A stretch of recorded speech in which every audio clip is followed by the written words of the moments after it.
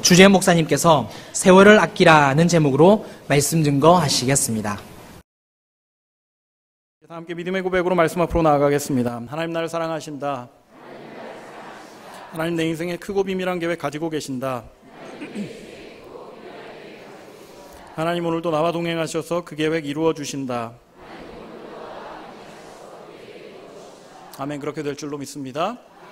성경과 일반적인 사회에서 굉장히 비슷한 단어들을 많이 쓰고 같은 단어를 많이 씁니다. 그런데 교회에서 사용하는 용례와 또 세상에서 사용하는 용례가 다른 경우가 많이 있습니다. 특별히 오늘 지혜에 대해서 다루게 될 텐데 지혜가 특별히 그렇습니다. 요즘에 살아가고 있는 사람들은 지혜에 대해서 어떻게 정의하고 있는가 좀 고민이 돼서 먼저 국어사전을 찾았습니다만은 별로 와닿질 않아요. 그래서 위키 사전을 찾았습니다. 여러분 위키 사전 뭔지 아세요? 모르실 줄 알았어요. 위키 사전은 어느 누구나 정보를 쓸 수 있는 사전입니다. 웹사전이에요. 그러니까 내가 생각하는 바를 주장할 수 있는 곳입니다. 그런데 한 가지 더 권한이 있는 게 있습니다. 위키 사전은 누구나 정보를 지울 수 있습니다. 그게 틀렸다고 생각하면 누구나 지울 수 있는 거예요. 그러니까 위키 사전에 남아있는 정보는요, 모든 사람들이, 최소한도 위키사전을 본 사람들, 모든 사람들은 다 동의하는 바입니다. 지금을 살아가고 있는 사람들이 무언가를 정의하고 있는 것이 위키사전이거든요. 근데 거기에서 이야기하는 지혜가 무엇인가, 지금을 살아가고 있는 사람들이 지혜를 어떻게 이해하고 있는가 살펴봤습니다. 이렇게 얘기합니다. 이치를 빨리 깨우치고 사물을 정확하게 처리하는 정신적 능력. 동의하십니까? 뭔 소리인지 모르겠죠. 저도 잘 이해가 안 갔어요. 그런데 마지막에 덧붙이는 말이 좀 이해가 되는 말이었습니다. 지금은 주로 사리를 분별하며 적절히 처리하는 능력, 이렇게 얘기합니다. 우리에게 주어진 정보들이 많이 있어요. 그런데 그 정보를 가지고 우리의 삶에 유익을 끼칠 수 있도록 좀 재해석하는 거죠. 우리 삶에 유익을 가져올 수 있는 어떤 정신적인 능력이 바로 지혜라고 세상 사람들은 정의를 하고 있습니다. 그런데 성경적인 지혜는 조금 다르게 접근하는 것을 보게 됩니다. 세상에서 정의하는 지혜가 현실적인 삶에 초점을 맞추고 있다면 성경에서 이야기하는 지혜는 현실적인 삶이라기보다는 우리가 나아가야 될 방향에 대해 정의하는 것들을 살피게 됩니다. 잠언 2장 20절이 그 정의를 잘 하고 있다 생각되어집니다. 지혜가 너를 선한 자의 길로 행하게 하며 또 의인의 길을 지키게 하나니. 여러분, 지혜는 선한 길을 가게 한다고 얘기합니다. 지혜는 의인의 길을 가게 한다고 얘기합니다. 그러니까 성경에서 이야기하는 지혜는, 성경이 관심을 가지고 있는 지혜는 당장 우리에게 닥쳐있는 문제를 해결하는 능력이라기보다는 우리의 인생을 길게 보고 또 영원이라는 측면에서 봤을 때 우리가 어떤 방향으로 살아가야 되는가, 특별히 성도라면 어떤 인생의 길을 걸어가야 되는가에 대한 관심을 가지고 기술하고 있다고 생각되어집니다. 오늘 지혜에 대해서 살필 겁니다. 오늘 이 지혜, 우리에게 가져다 주는 것이 어떤 것인지, 지혜가 우리에게 어떤 유익을 주는지, 그리고 그 지혜를 얻기 위해서 우리는 어떤 삶을 살아가야 되는지 함께 살피는 시간이 되었으면 좋겠습니다. 오늘 우리가 처음 살핀 15절은 이렇게 이야기합니다. 그런즉 너희가 어떻게 행할지를 자세히 주의하여 지혜 없는 자같이 하지 말고 오직 지혜 있는 자같이 하여 라고 이야기합니다. 성도들에게 권면하기를, 바울이 성도들에게 권면하기를 성도라면 지혜 있는 삶을 살아야 된다라고 이야기하고 있습니다.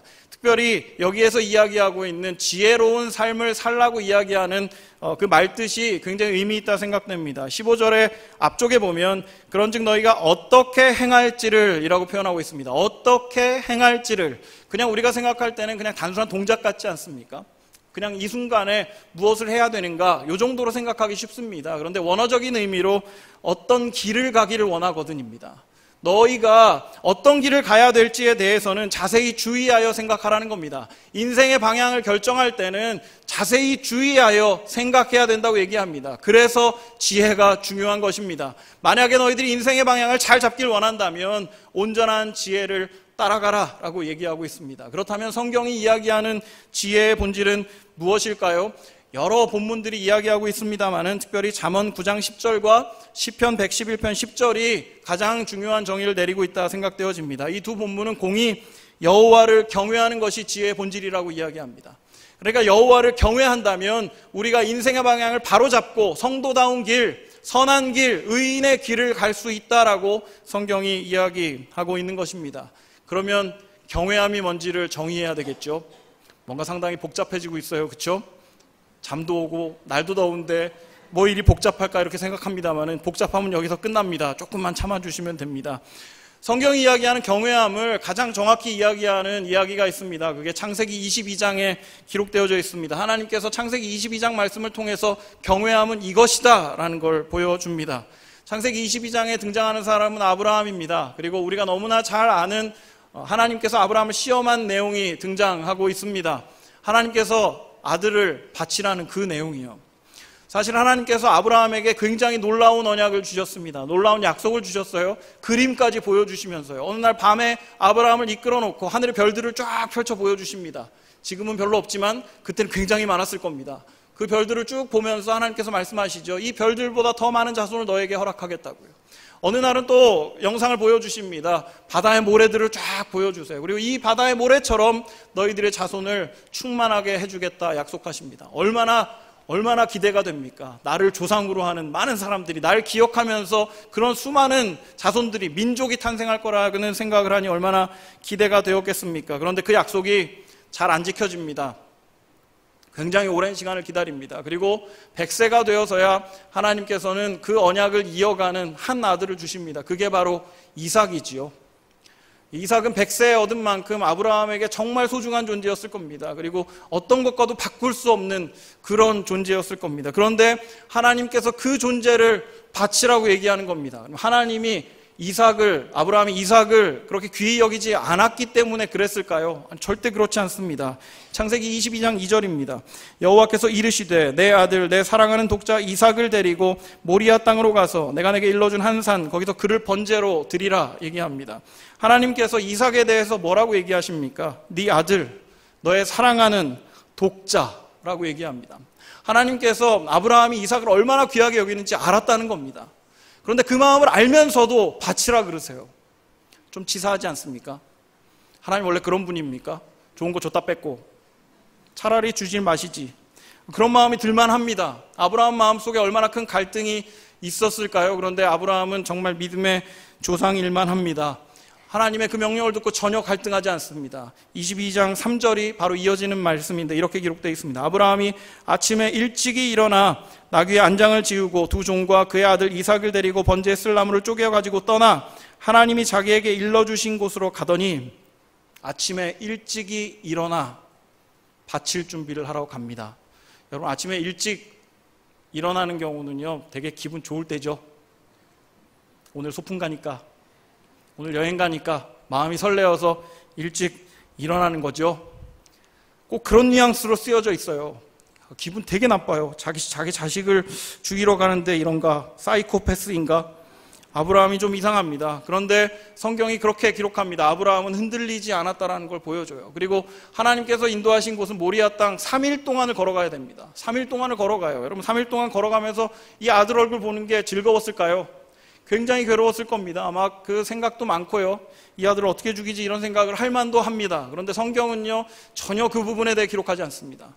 아브라함은 사흘길을 걸어가면서도 전혀 흔들리지 않아요. 요동하지 않습니다.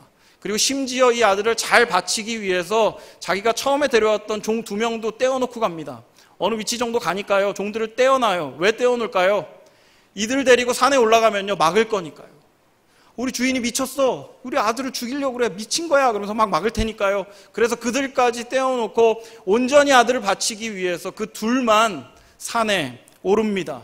그리고 산에 올라요. 그리고 제단을 만듭니다. 그리고 제물을 바칠 준비가 되자마자 아브라함은 아주 잽싸게 아들을 결박합니다. 그리고 죽일 준비를 하는 거죠. 이어서 바로 칼을 높이 들고 죽일 준비를 합니다. 그때 우리가 너무나 잘 아는 말씀이 등장하지요. 이어지는 11절 여호와의 사자가 하늘에서부터 그를 불러 이르시되 아브라함아 아브라함아 하시는지라 아브라함이 이르되 내가 여기 있나이다 하매 사자가 이르시되 그 아이에게 내 손을 대지 말라 그에게 아무 일도 하지 말라 내가 내 아들 내 독자까지도 내게 아끼지 아니하였으니 내가 이제야 내가 하나님을 경외하는 줄 아노라. 네가 하나님을 경외하는 줄 알았다라고 이야기하십니다. 하나님께서 아브라함을 시험하신 이유는 그가 하나님을 경외하는지를 보기 위함이었습니다. 그리고 이 사람의 행동을 통해서 아브라함의 행동을 통해서 하나님은 그가 하나님을 경외한다고 인정하셨습니다. 무엇이 하나님을 경외하는 태도였습니까? 독자까지도 아끼지 않고 바치는 그 행동이요. 그러니까 경외함이라는 것이 상당히 많은 의미를 담고 있습니다만은 이 본문이 보여주는 경외함의 핵심은 무엇인가? 나에게 가장 소중한 것이라도 하나님께서 명령하신다면 주저하지 않고 하나님께 드리는 것이요, 그것이 하나님을 경외하는 것입니다. 하나님의 명령이 떨어진다면 나의 갈등 없이 아무리 귀한 것이라도 바로 드리는 것, 그것이 경외함입니다. 조금 쉽게 얘기하자면 경외함은 하나님께 최선을 드리는 것이다 정의할 수 있을 것 같습니다. 오늘 본문은 그 지혜를 가진 자에게 큰 유익이 있다라고 이야기합니다. 그래서 이 지혜를 가지라고 얘기합니다. 이어지는 16절입니다. 15절과 16절을 좀 같이 읽도록 하겠습니다.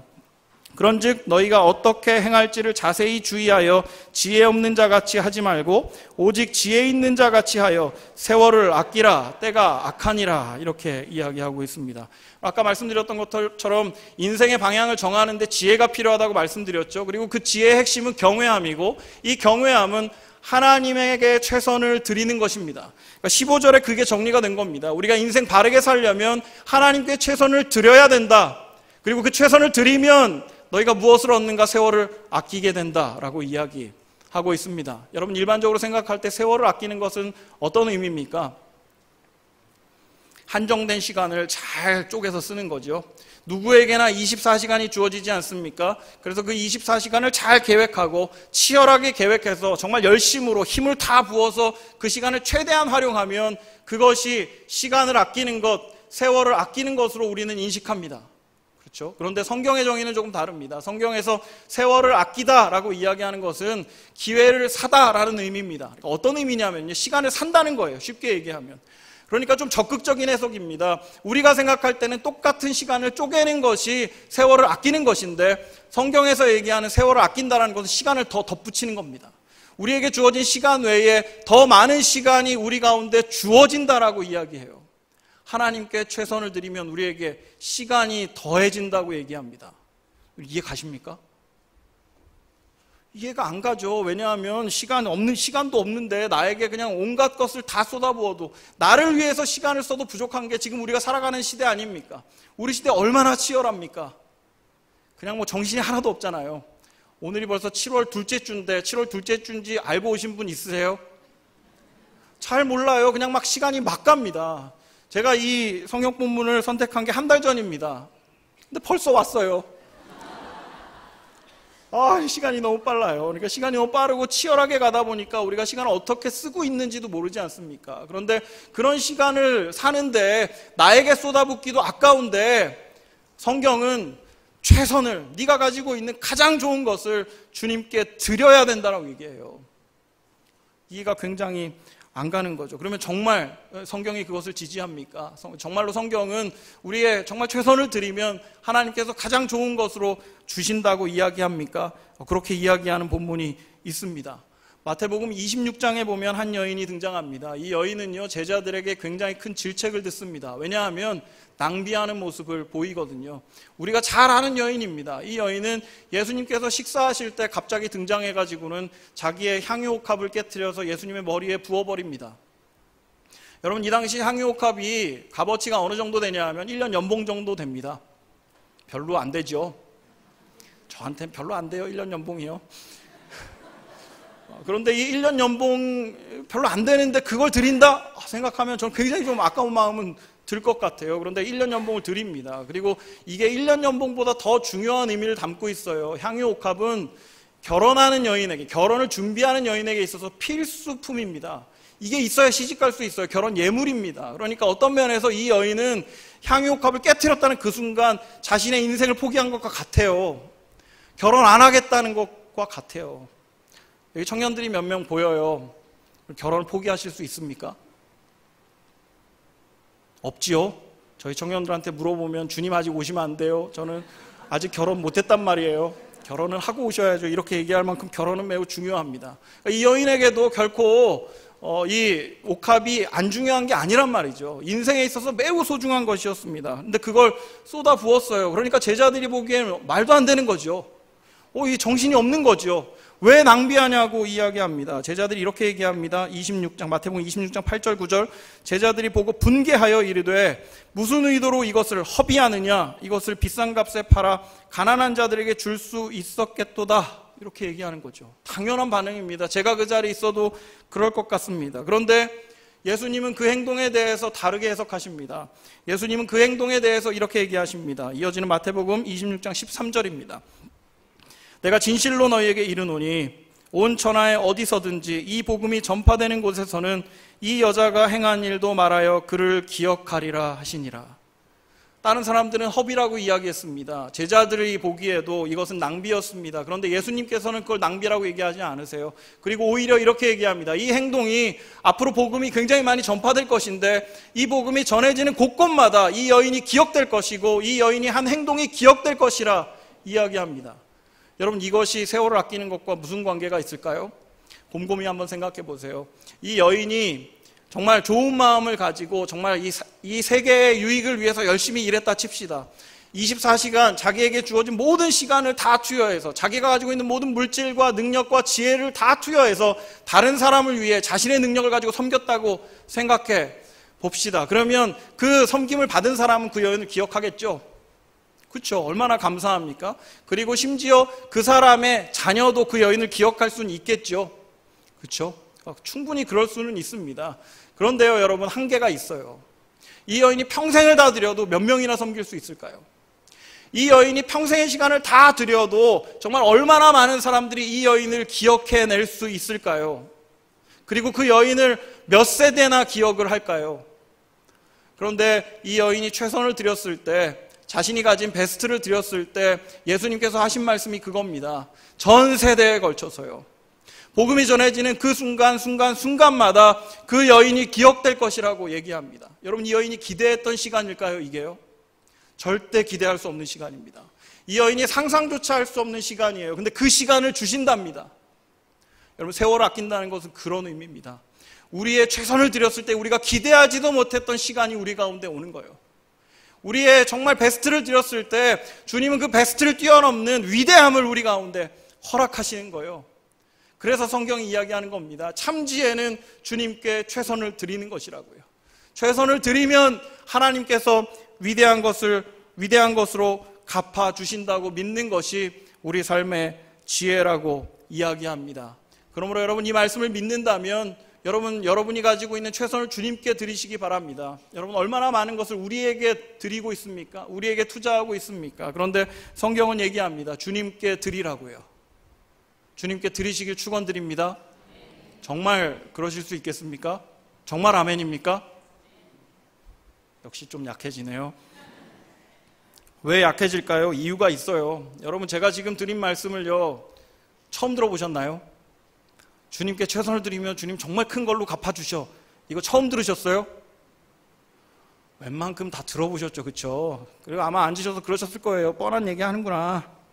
그렇지 교회에서 그렇게 얘기하는 거지. 이렇게 생각하실 수 있어요. 왜 안 될까요?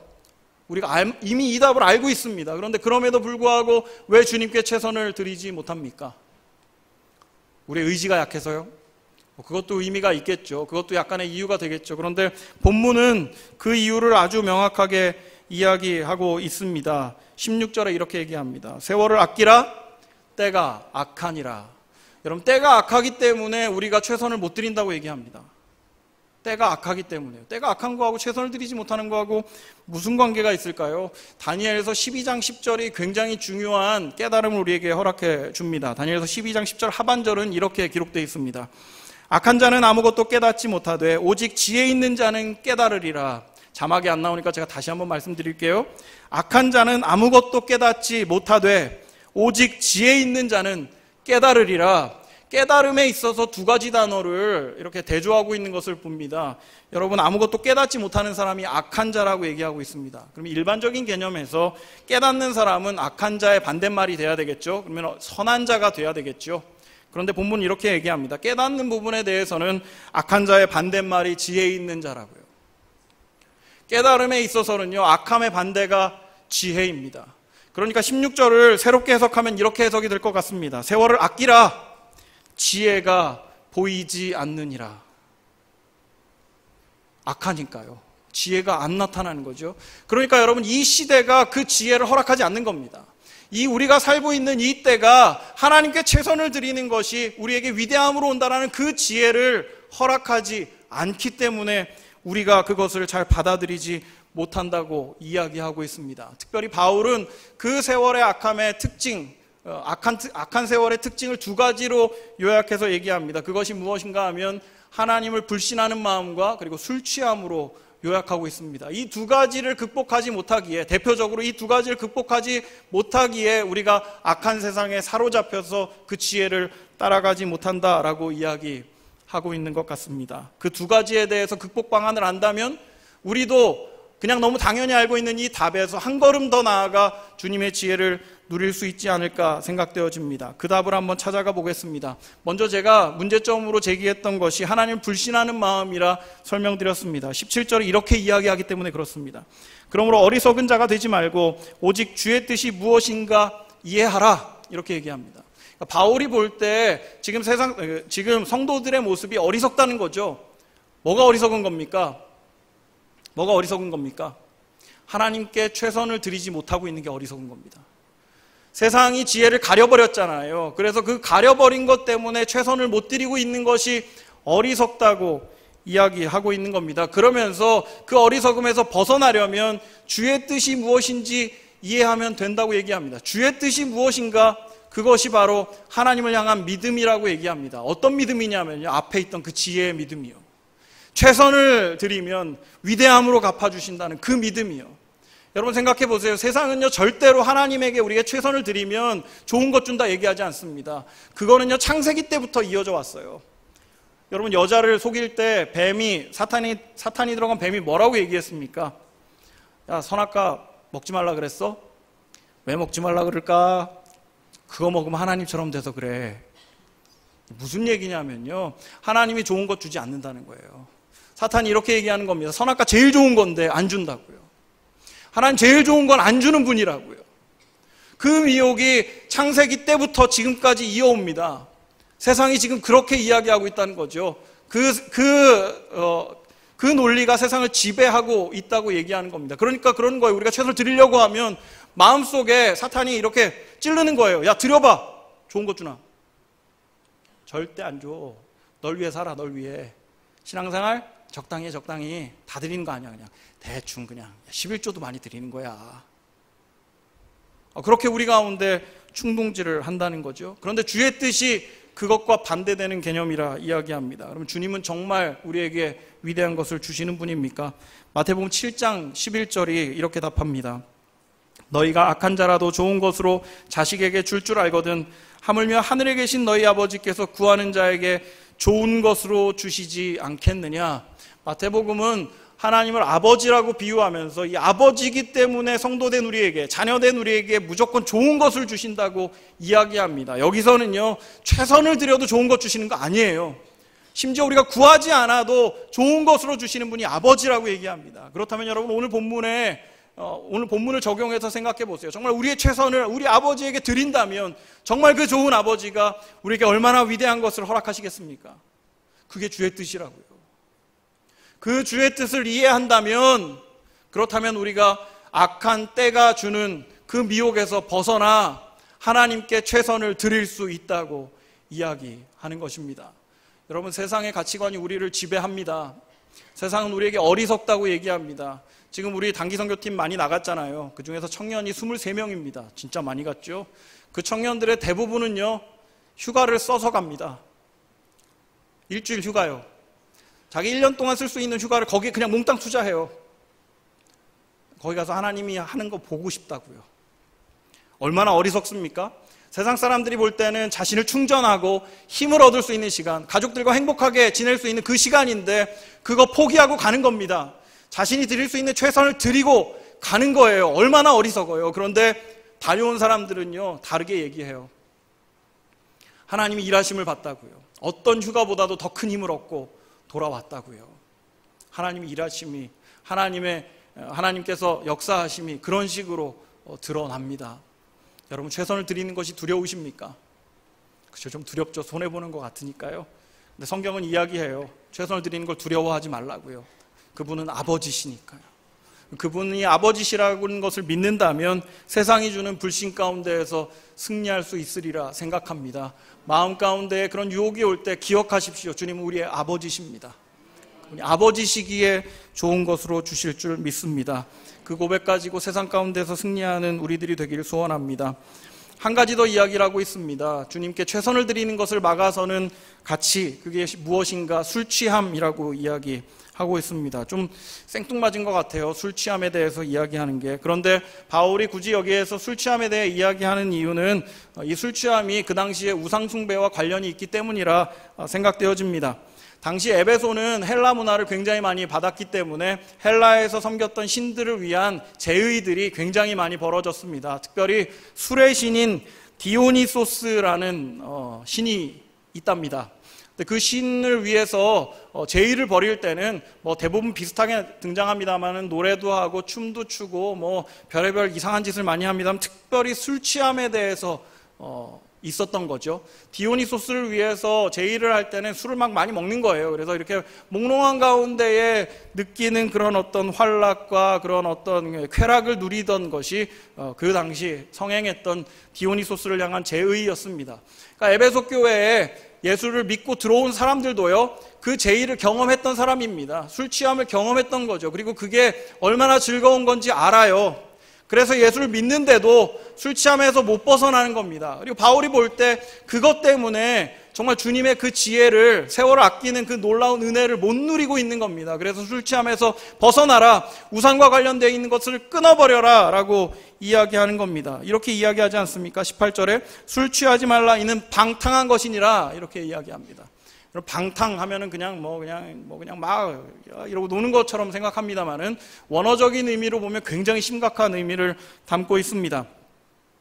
이 방탕함은 아소티아라는 단어로 되어 있는데요. 그 기억 안 하셔도 돼요. 이게 두 개의 합성어입니다. 소조라는 구원하다라는 동사에다가 반대말, 반대 접두어인, 부정 접두어인 아가 붙어서 만들어진 단어예요. 구원 안 되는 거예요. 그러니까 바울이 볼 때 이 우상숭배와 연관된 술 취함은요, 구원으로부터 멀어지게 하는 겁니다. 그러니까 벗어버려야 된다고 이야기하고 있습니다. 다른 서신에서도 바울은 술 취함에 대해서 동일한 걸 가르칩니다. 고린도전서 6장 10절, 탐욕을 부리는 자나 술 취하는 자나 모욕하는 자나 속여 빼앗는 자들은 하나님의 나라를 유업으로 받지 못하리라. 술 취하는 자들에게 하나님의 나라가 유업으로 주어지지 않는답니다. 갈라디아서 5장 21절도 동일하게 얘기합니다. 투기와 술 취함과 이런 일을 하는 자들은 하나님의 나라를 유업으로 받지 못할 것이니라. 우상숭배와 연결이 돼 있으니까요. 네, 여러분 생각해 보세요. 깨달았어요? 이거 몰랐을까요? 그런데도 안 돼요. 술 취함에서 벗어나는 게 쉬운 일이 아닙니다. 그렇죠? 술 취함은 벗어나기 정말 힘든 일입니다. 왜냐하면요, 술은 중독성이 있거든요. 계속 생각나게 하거든요.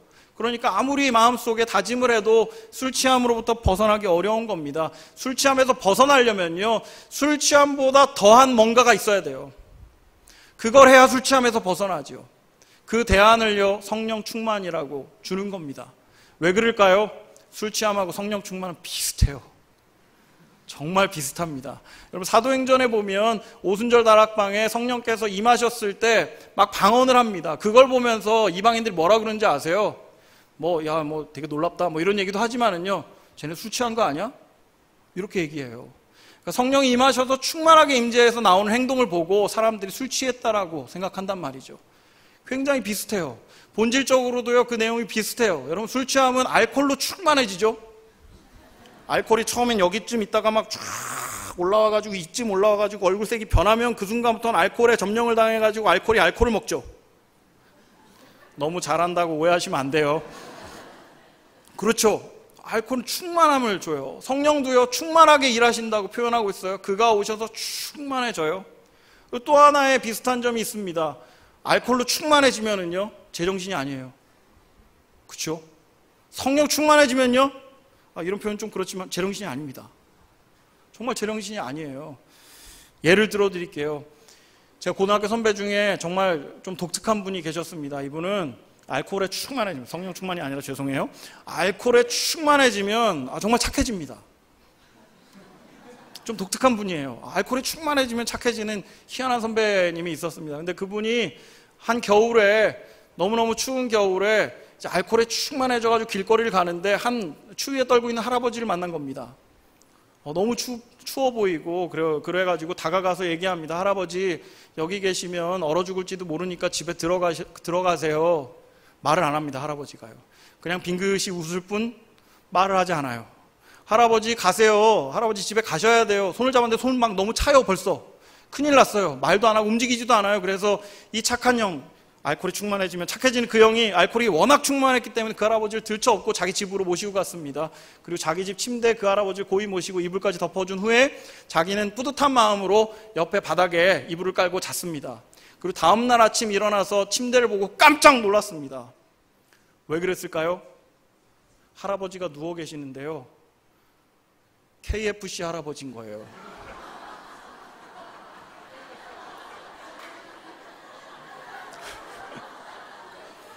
실화예요. 정말로요.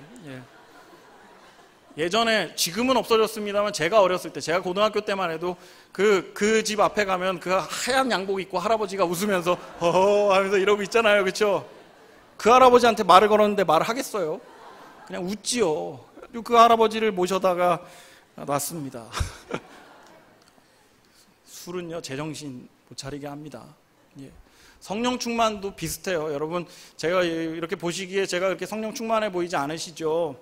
맞아요. 전 별로 그렇게 성령이 충만한 때가 별로 없습니다. 참 부끄럽게도요. 그런데 성령 충만한 적이 있어요. 그리고 아주 강하게 성령 충만을 경험했던 때가 고등학교 1학년 때 주님을 인격적으로 만났을 때입니다. 그 당시만 해도 고등부 수련회가 3박 4일이었어요. 대단하죠? 3박 4일 수련회를 갔는데 제 의도와 상관없이 주님께서 저를 찾아와 주셨습니다. 그리고 제 마음 가운데 충만하게 일하셔서 회개의 영을 좀 부어주셨어요. 계속 제 죄가 생각나는 거예요. 3박 4일 내내요. 그래가지고 잠잘 시간이 되는데 잠 못 자겠는 거예요. 회개해야 되니까. 그래서 그 집사님들, 선생님들한테 가서 저 잠 못 자겠다고, 기도해야 되겠다고 그랬더니 되게 뿌듯해 하시면서 그래도 자야 된다고. 그래서 막 쫓아내요. 그래서 저는 그냥 침상에 가서 진짜 계속 기도했어요. 거의 3박 4일 동안 잠도 안 자고요. 회개 기도했어요. 저 같은 사람이요. 제정신이 아니에요. 정말로요. 제 힘으로 했다 생각되지 않아요. 제 의지로 정말 3박 4일 동안 너 회개 기도해. 그러면 이렇게 하다가 자고 뭐 그러지 않겠습니까? 근데 3박 4일 동안 정말 그랬습니다. 비슷하죠? 성령 충만하고 술 취함은 굉장히 비슷합니다. 그러니까 성령 충만함을 받으라고 얘기합니다. 그런데 결과는 확연히 다릅니다. 술 취함은요, 이 본문에서 말하는 것처럼 방탕함으로 이어집니다. 구원과 멀어집니다. 그런데요, 성령 충만은 구원의 길로 더 가까이 주님 닮아가는 길로 더 가까이 인도합니다. 요한복음 16장 13절이 이렇게 기록합니다. 그러나 진리의 성령이 오시면 그가 너희를 진리 가운데로 인도하시리니, 이렇게 얘기합니다. 성령 하나님께서 진리의 영이시죠. 진리의 영이 우리 가운데에서 충만하게 일하시면 진리가 떠오르는 겁니다. 진리가 깨달아지는 겁니다. 그리고 진리가 나를 점령하면 그 진리대로 따라가게 되는 것이죠. 그 진리가 충만하게 일하니까 우리의 지혜를 따라가게 되는 거죠. 하나님께 최선을 드리게 되는 거죠. 그리고 하나님께 최선을 드리면 주님께서 위대한 것으로 갚아주신다는 그 믿음이 우리 가운데 주어지는 것이죠. 그래서 바울이 얘기하는 겁니다. 술 취함을 통해서 방탕함으로 가지 말고 성령 충만함을 받아서 온전한 지혜로 돌아오라고 이야기하고 있습니다. 그러므로 여러분, 우리가 반드시 구해야 될 것은 성령 충만이라는 사실을 기억하시기 바랍니다. 진리의 영이신 성령께서 우리 가운데서 충만하게 일하시면 우리도 알지 못하는 옛날에 들었던 그 말씀들이 새롭게 깨달아지고, 예전에 그냥 흘려들었던 그 말씀들이 마음판에 새겨지고, 그래서 그 마음판에 새겨진 말씀 따라서 우리의 삶의 걸음들이 옮겨지는 것들을 경험하게 될 것입니다. 그리고 어느 순간 세상이 이야기하는 그 어리석은 가치관이 아니라 성경이 이야기하는 온전한 가치관, 최선의 것을 드리면 위대한 것으로 갚아주신다는 그 명제 앞에 우리가 한 걸음 한 걸음 옮겨가고 있다는 것을 발견하게 될 줄로 믿습니다. 여러분, 이 말씀을 기억하시고 성령 충만함을 매일 구하며 진정 매일매일 성령 충만함으로 승리하는 우리 모두가 되기를 주님의 이름으로 소원드립니다. 말씀을 정리하겠습니다. 성도에게 있어서 인생의 길은 지혜의 길입니다. 지혜가 필요합니다. 그 지혜는 하나님을 경외함이었습니다. 그리고 하나님을 경외한다는 것은 우리의 최선을 드리는 것이라 말씀드렸습니다. 하나님께서는 정말 좋은 분이기 때문에, 우리 아버지 되시기 때문에 우리의 최선을 드리면 위대함으로 갚아주시는 분입니다. 그런데 시절이 악합니다. 때가 악합니다. 그래서 그 진리를, 그 지혜를 못 보게 합니다. 그 대표적인 것이 하나님을 향한 불신과 술 취함이었습니다. 그래서 바울이 얘기했죠. 그 불신과 술 취함에서 벗어나기 위해 주의 뜻을 이해하고 성령 충만을 받으라 라고 이야기하고 있습니다. 오늘 이 말씀을 기억하면서 정말 주님께 최선을 드리는 삶을 기대하시기 바랍니다. 최선을 드릴 때 하나님께서 갚아주실 위대함을 꿈꾸시기 바랍니다. 그리고 그 길로 가기 위해서 주의 뜻을 이해하길 소원하고 성령 충만을 소원함으로 매일매일 진리 안에 거하는 우리 모두가 되기를 주님의 이름으로 축원드립니다. 이 말씀을 기억하면서 함께 찬양으로 나아갔으면 좋겠습니다. 우리가 봉헌송으로 드리는 나의 모습 나의 소유라는 찬양입니다. 그냥 후렴구만 부르니까 잘 모르잖아요. 근데 이 가사가 그렇습니다. 나의 모습과 나의 소유를 주님 앞에 모두 드립니다. 내 생명을 받아주십시오. 내가 정말 주님의 삶을 살고 싶습니다 라는 고백이 이 찬양 가운데 있습니다. 정말 주님께 최선을 드리고자 하는 마음, 나의 모든 것을 드리고자 하는 그 마음을 담아서 우리가 함께 찬양 앞으로 나아갔으면 좋겠습니다. 찬양하겠습니다. 나의 모습 나의 소유. 나의 모습 나의 소유 주님 앞에 모두 드립니다. 모든 아픔 모든 기쁨 내 모든 눈물 받아주소서. 한 번 더 고백하겠습니다. 나의 모습 나의 모습 나의 소유 주님 앞에 모두 드립니다. 모든 아픔 모든 기쁨 내 모든 눈물 받아주소서. 나의 생명을 드리니 나의 생명을 드리니 주 영광 위하여 사용하옵소서. 내가 사는 날 동안에 주를 찬양하며 기쁨의 제물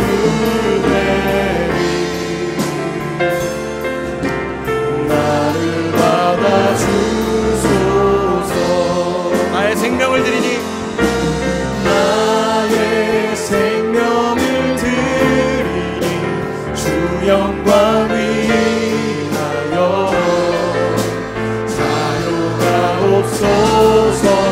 내가 사는 날 동안에 주를 찬양하며 기쁨의 제물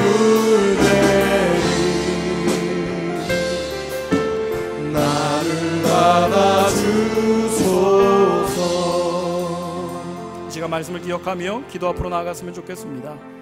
여러분 주님 앞에 최선을 드리길 소원하는 마음이 있다면 정말 최선을 드릴 수 있도록 우리 마음 가운데 지혜의 영이신 성령께서 충만히 임재해 주셔서 그렇게 인도해 주시기를 기도하시기 바랍니다.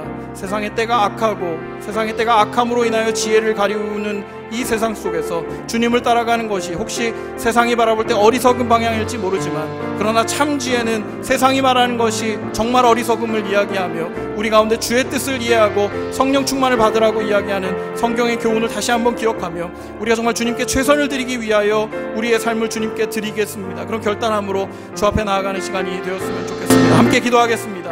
사랑의 하나님 아버지,